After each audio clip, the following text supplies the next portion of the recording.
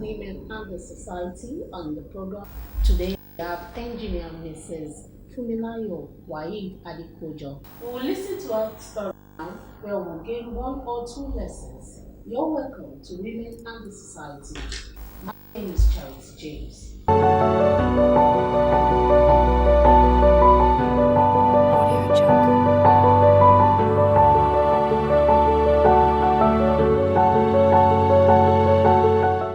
You're welcome on the program, ma'am. Thank you very much, madam.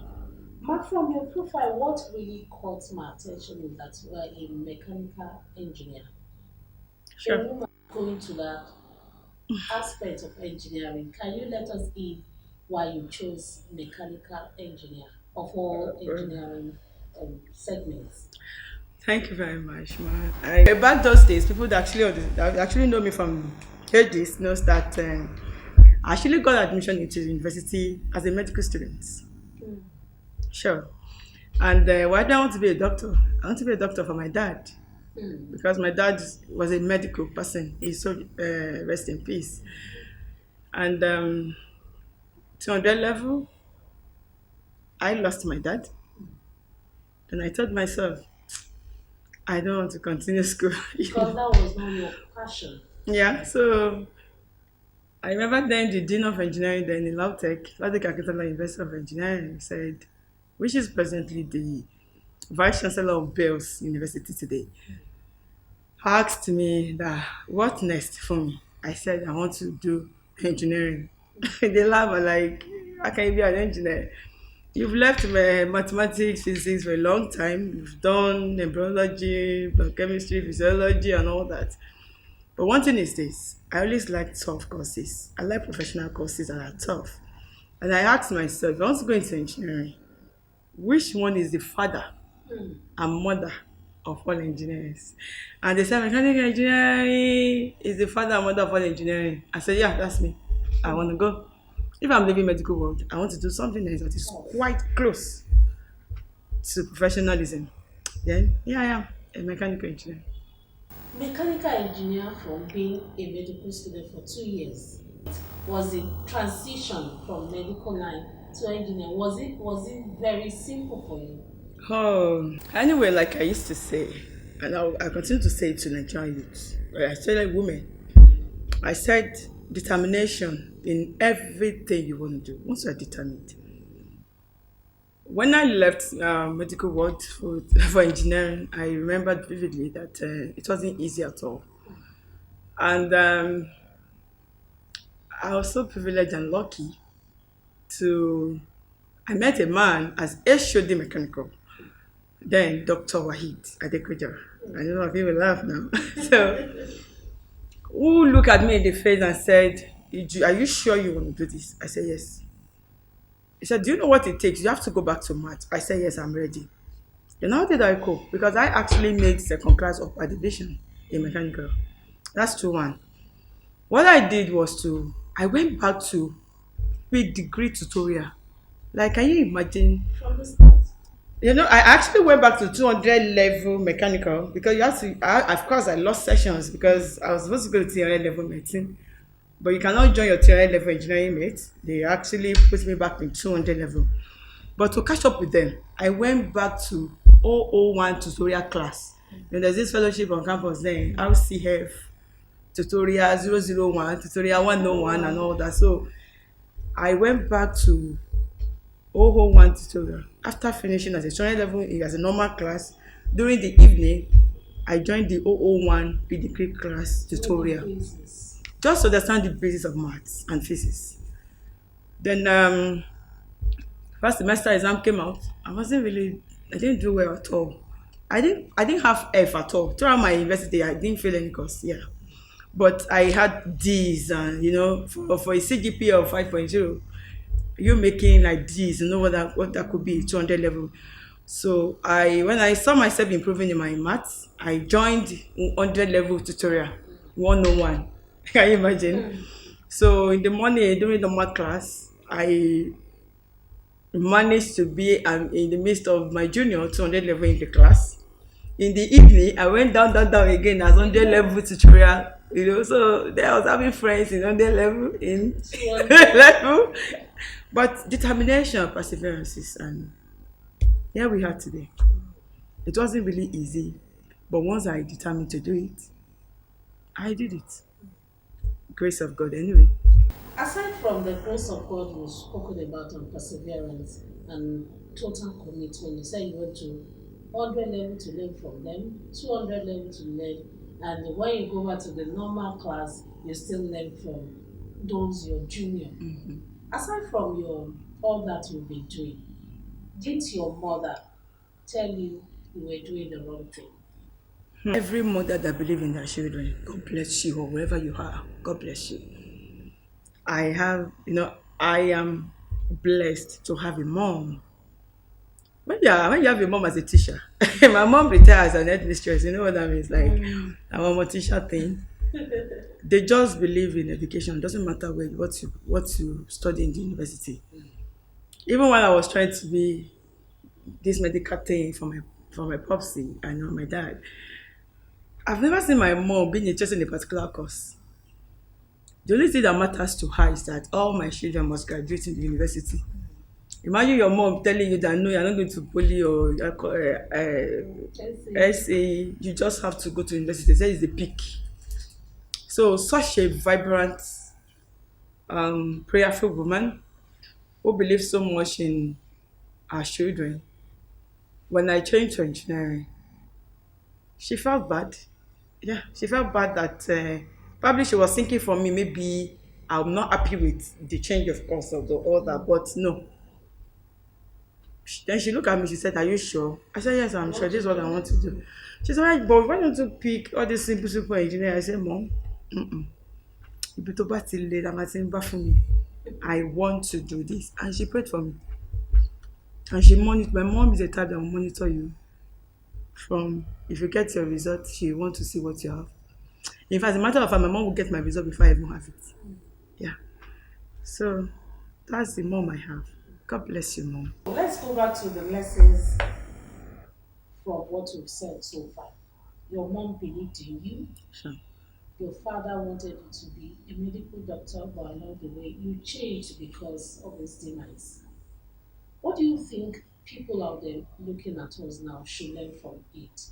Should parents influence their children's choice of study? I want to appeal to all parents. I'm also a parent. I'm a mother of four for that matter. I want to appeal to all parents to please let your children go for their passion. Everything God created it for a purpose. If your children, maybe your friend's child is doing well in medical line, doesn't make your own daughter or your son a doctor. I will never support parents imposing choice of courses in university for their kids. Because imagine, I don't know, I was asking myself, if I had never been a doctor, maybe I would have still been successful, but the truth of the matter is probably not in the humanitarian aspect of me now that you're saying. Because I don't know, I don't want to look at the life I'm not, but I am fulfilling purpose now because I'm an engineer, I think. So every parent, please, just study your kids. If you have a child that from the beginning is so inquisitive about knowing what is behind your cars, is just everywhere every time trying to lose your radio at home. If you force such a child to go and read law, man, you will not get the best of your child. You automatically know that this one is cloned to be an engineer. You know, just listen to their children. Let them decide themselves what they prefer to be. Then just support them financially, support them with prayer, and put morals in them. They get the best out of anything they want to do. As a mechanical engineer, when did you start working? That's number one. And when you started, was it easy? Because as a lady going into field dominated by men, was it easy for you to mingle amongst those men you met on the field? When I started, right, You asked me if it was easy to when did I start working. I graduated. I went for my NYSC. I came back. I got married. I, to be candid, I dedicated the first 8 years of my life for my kids because I decided to have 4 kids and I want them to have 2 years interval. I told myself I'm not going to look for a job. I'm not going to do anything. I just want to give back to these children so that they can have this 6 months breastfeeding without food, exclusive and all that. So, and then I actually did that for my kids. But in between the years, I was not just sitting at home. No, I was working. I was doing my thing personally. Like I told my husband, kudos to my husband for allowing me to do my thing. So now I told him as a mechanical person, I'm interested in running lines for filling stations. That's pure mechanical. I want to be servicing, excuse me, servicing fuel dispensing pump. This pump you see that filling stations use. And he said, you're not even thinking of buying, having a shop, selling clothes or food. I said, I'm a mechanical engineer now. Even if I'm not going to practice now with government, I want to do my thing. Because there's a lot of filling stations around. I was going through, I wanted to buy fuel into my car one day, and as they were selling this, they said the pump stopped working. They had to quickly, like these are things I could do to help, even if I'm not working yet. At least I have my office doing my thing. I can see have my kids in my office. Nobody will say, don't bring your kids to school, so this place. So, and thank God for my husband, Professor Waheed, God bless you. He immediately released money for me to get my own shop. I call it office now because no shop. But then I just got a shop, like a place, and I go there every month. So I started like that, and lo and behold, within 3 months, I got 2 jobs. I was called to run a line. I got 2, 3 artisans who are into maintenances and running of lines. What did I do? I just called them. I said, how much do you make when you do this for people? And they said, depend though. I said, okay, what if I place you on salary, good salary to do this for me? So they loved my offer and they became my staff. Can you imagine? so so we started that way. And then whether I was pregnant with my third baby when I started that. And then lo and behold, that phone became something big. Like I was so surprised. I mean, they want to maintain pump, they will call me. When they want to run lines, they will call me. Okay, I now told them, can we start fabricating this surface tank that they put into the tank, into the, this surface tank that you immersed under the ground for the fuel to some to be dump. They said, yeah, madam, we can do it now. Okay, then we added that. I became interested in filling station thing because that's quite what I do. So I started like, okay, I now told my husband, I said, please, now I have my third baby. He's still a boy. I wanted a girl, but the third baby is still a boy. I said, hey, that instead of me wait, because they say if you have a boy 3 times, that the probability that you have a girl is slim. I said, so some of me now waiting to look for the third, fourth baby as a girl. Let me now go into more business that is related to pump. He said, what do I want? I said, I want to have a fuel dispensing pump. I will run the line myself. I will have a tank myself. I want to be selling kerosene. He said this woman. So you were practicalizing what you thought of school. Yeah, I just want to do this. That's what it looks like, and he approved it. I started selling kerosene at the same time running lines. So my kerosene it's not a small kerosene thing. I actually bring kerosene from Lagos, like 3,000 liters. I started spreading it like people that are selling a small scale that don't have money. They will when my tank arrive like they will see them, they come and buy on credit. Every week they return my money, they take another one. Some that has money You they were buy the it. wholesaler. Yeah, wholesale. That's what they call us. So they will buy it in big form, and that's how I started. And I was making small money. Also think of the 3 kids. The first two were already in crash, like inside school, but the third baby were together. So I was like that when my husband just became deputy vice chancellor academics in Trinidad Akosha. So that has automatically took him away from us, like from Monday to Friday. There was no time for him to come home as usual. He goes in the morning, comes in the evening. And I'm not the type that will leave my husband for, the kids are me and the kids and all that. So I told the people advised me that why not join your husband in FUNAB. We are a mechanical engineer now. You can do this. But I want to appreciate today. I want to appreciate Professor Yewole, the former vice chancellor of FUNAB. Yeah, I appreciate Professor Yewole because we just went. I followed my husband to pay the courtesy visit for December in this Christmas visit. And he looked at me, he said, Madam, what are you doing? I said, I'm a self-employer. He said, your husband is busy. I valued home a lot. I don't like the way you stay at home alone Monday to Friday. I'll give you a job in FUNAB. Just like that. I was scared. I said, this man, how much you want to pay me? I'm already making money. 30 days sitting down to earn what? We got back home. My husband said, please, don't turn down such an offer. In Nigeria, people look for job. You just, your own came. Even when you're not looking for it. So I now accepted. The same night I called him, I appreciated him. I said, yes, So 2013, January 2nd, I got my first employment letter to federal institution that I should resume as engineer in mechanical engineering department, works and services. I was happy because this is also mechanical works and services. That's how his application is. You apply what you actually learned in school. I was happy and I look at my business. I look at my money. I say, hey, this is a big sacrifice. So, a woman, we are trying. I sacrifice all this. I followed my husband down to Abeokuta in 2013. A month later, they said you are the head of mechanical engineering unit because there's no mechanical engineer in that department. I say, hey, God, oh. I was not too surprised because I know I've been practicing mechanical.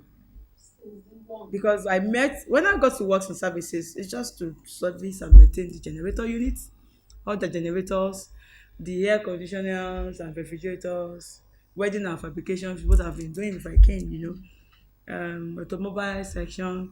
Funniest thing, even in our house, I don't always allow us to take our vehicles to mechanic, even for immediate now. I would try to see if something I could solve. You can imagine the passion for engineering. So when I now saw myself doing it in FUNAB, it's something that is fascinating. And that was how I started the job.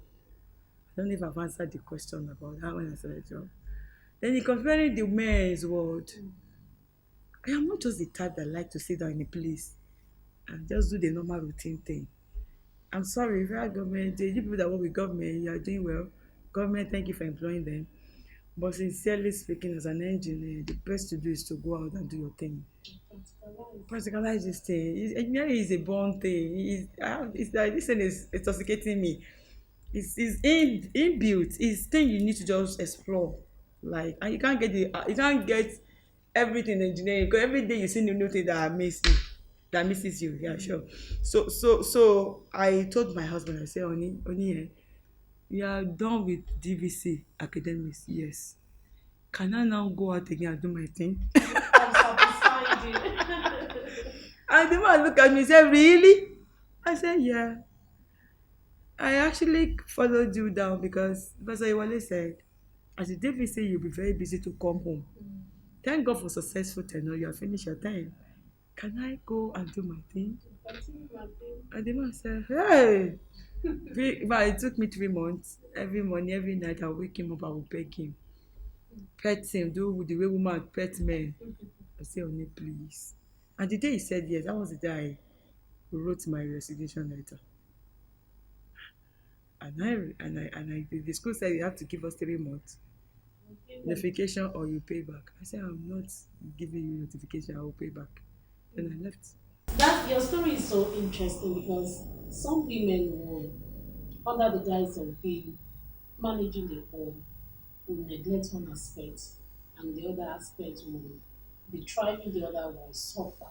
For you, you maintain your home, you maintain your business, though family issue made you transfer to another place. So, what is your message for women who can't cope with so many, though we are naturally born to manage so many things at the same time? But some women can't do that. Yeah, the word you use that some women can manage, that's where we start from. We are born rugged. Sincerely, every woman out there who are listening or is listening to this should please pay attention to this. Every woman are born rugged.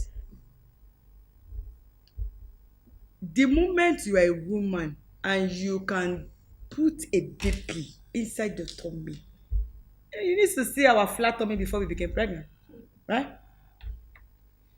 And we went through the process of 9 months. Hey, baby was forming, turning, everything. Hmm? The only problem we have is that we don't see who we are. We allow our environmental condition, probably the kind of friends we keep, environment we find ourselves, our mentality. I'm sorry, I want to set an example. Let me use an animal. Hmm? I'll use the example of an elephant and a lion. I want to compare two women now. One woman see himself as a lion, another one as an elephant. But when you put the two of them together, when you see the size of an elephant, ordinarily lions supposed to get scared of elephant, right? But when the two of them see each other, lion will see food, right? And you continue to pursue elephants.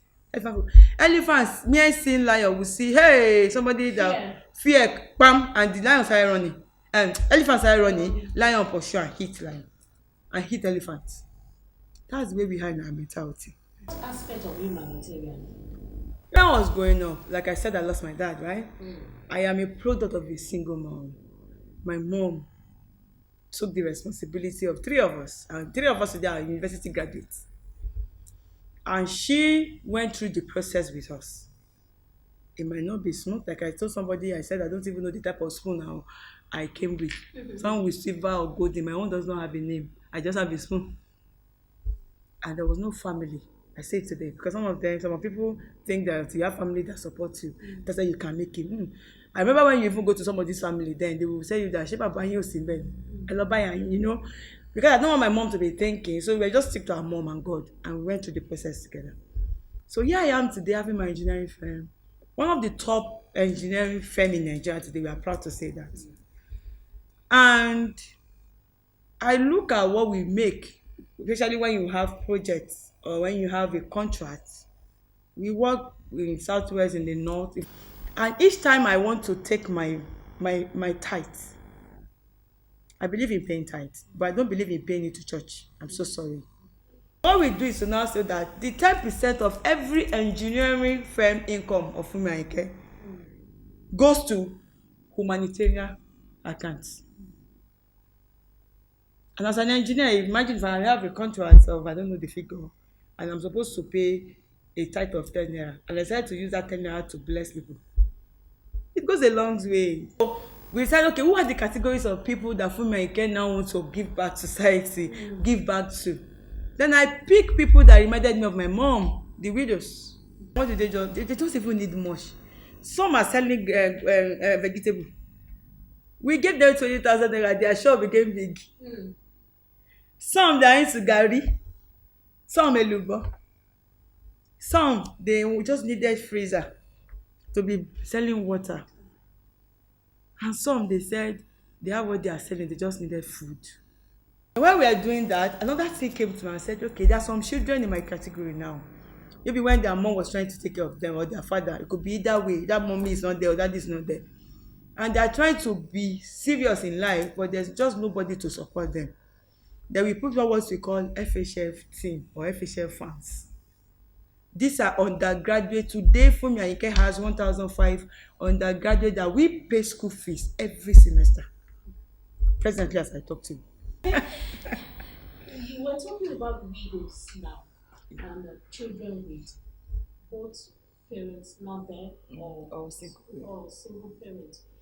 What do you think the society can do? Because there's this culture that when one of your parents is no more, the family neglects. Some family neglect. What do you think the society should do to rectify this? Because it is affecting most people. As a government, I'm going to talk to so many sectors now. As a government, our government should stop doing this thing they call general humanitarian, that they just say they release also amount of figures of billions to cater for Nigerians. Mbanu, we should stop it. What the government should do is to identify those foundations who are genuinely, pick the word genuinely now, into this thing called humanitarian gangan. People that evidences are there, they're actually reaching out to society, and fund them. They should release these funds to those individuals and let them be accountable for every penny that is sent to that account of that individual foundation or government foundation, whatever it is. You know what I'm saying? Then, if government can try as much as possible to stop wasting funds by doing this general thing that we won't know where the money enter into. I want to empower you. As a government, you want to empower your society. You are releasing the money to someone who hardly stay in the country, doesn't even know what people feels, because the person has a connection or has a link to you people. No, look for foundation like Fumilayo Foundation and other foundations are related to what Fumilayo is doing. That when you, even without going through the foundations, you just do your due diligence on them. You were able to pick the stories that people are shouting, if not for Fumilayo, if not for this particular foundation, if not for this foundation, call the CEOs and founders of those foundations, empower this place, let them reach out to society under the umbrella of federal government. Okay. Then everybody will stop saying Nigeria is not good, because we that are into humanitarian, we are already used to giving value to any fund that comes our way. That is one. So the individuals, I'm talking about the rich men, the top notch of this country. Please, better you have 5 houses abroad or 1 house in Nigeria, you are okay. I'm telling you, give back this money to society. Let your people feel you. So a music artist. Yeah. So tell us, how do you combine all of this? Mechanical engineer, you're a businesswoman, you run an NGO, and you're a music artist too. How? I want to thank God for that. That's why I want to encourage I was saying before that women are not weak, right? Every woman just need to know, be sensitive enough to take advantage of every opportunity that they have. We were busy with NSAS, right? NSAS, no SARS, blah blah blah.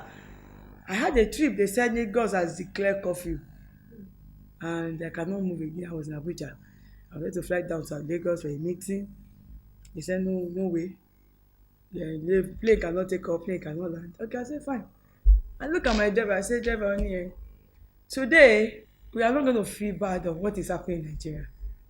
Even though most of us, we joined the youth to say that, please, we want Nigeria reformed.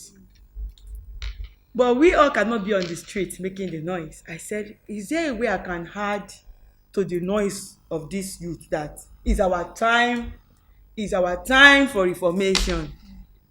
And my driver, I blessed him, Anthony, said, ma, through music. You sing now, madam. You always leave place worship when we are making prayer in the office. I said, I've never entered studio before. He said, let's do this. We now check our Google. Which of the for producer can we even find? The first one we called said is busy. I said this one for rejecting from my care, he just lost big time. Can see a woman that will never feel discouraged about anything. We picked the second one, Iremi. He said, yes, madam, come. We were not looking for you. Use Google to get the address. We got there. He said, have you entered business? I said, I've never entered business before, Gab, I want to record today. He said, I don't record people for the first time. I said, guy, you will record this one. See a woman of courage. And he said, sing now. When you just say sing now, then Ecclesiastes chapter 3. To everything there is a season. To every time there's always a purpose, right? A purpose is a time. That was my son, Ecclesiastes. I picked the verse. I want to thank God for this man, the first man um that did lyrics on Ecclesiastes 3. It's called Max Reed. Max Reed is dead. But he's so rest in peace. He did it 22 years ago. He used the verse 22 years ago. A lot of people have also used the same lyrics to sing different versions, but I just used that lyrics to do another version of the song. And we made music that day. And lo and behold, when we came back the third day, I remember to just collect this song so that myself and my children can be listening to it. And the man said, this is a big song. I said, okay, we tried it, we put it on audio mark. Today as I speak to you, 10,000 people have streamed the song. I became loud. And I said, wow, is there anything women cannot do? I don't think there's anything women cannot do. Except you are not just there, not ready. And today they say music artists. I'm not even used to that name yet. But I think I'm enjoying it because my video will soon be out. Is there anything a woman cannot do? Engineer Mrs. Fumilayo Waheed Adekojo says no. She says, except you're a weak woman, you can do everything you put your heart to. On that note, we'll go for a short break. When we come back, Engineer Mrs. Waheed Adekojo will tell us some of our favorite. We'll see you at the other side. Audio Jungle.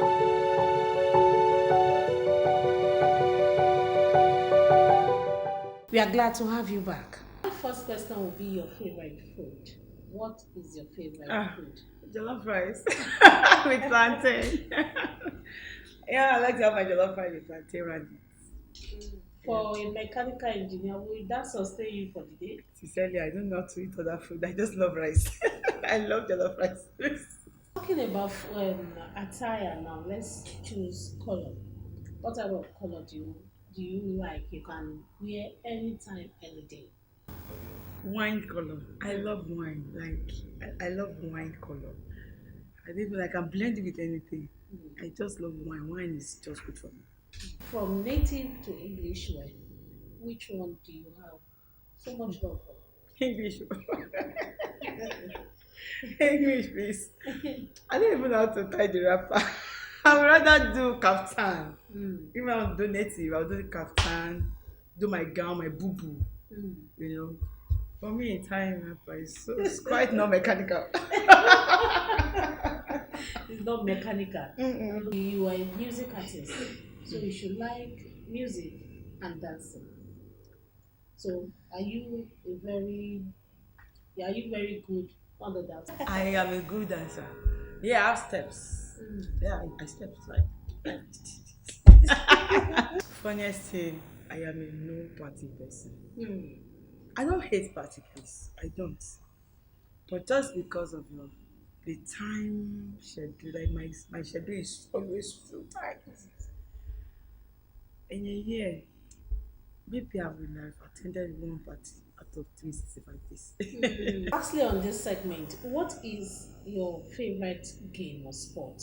Or have you done any before now? Or you're doing one now? I play basketball. I'm a basketballer. Okay. And I still know how to do my dribbling and my shoot up. Yeah. Maike, we want to thank you for being on the show today. Thank you so much for talking to us. We hope you've enjoyed this session with Women and the Society for this week. Engineer Mrs. Fumilayo Waheed Adekojo has been able to tell us that women should not be a weaker vessel. We say see you next week with another woman that will be talking to us and encouraging us to do better in the society we live in. I remain Charity James. Until next week when we'll come back with another woman, we say remain blessed.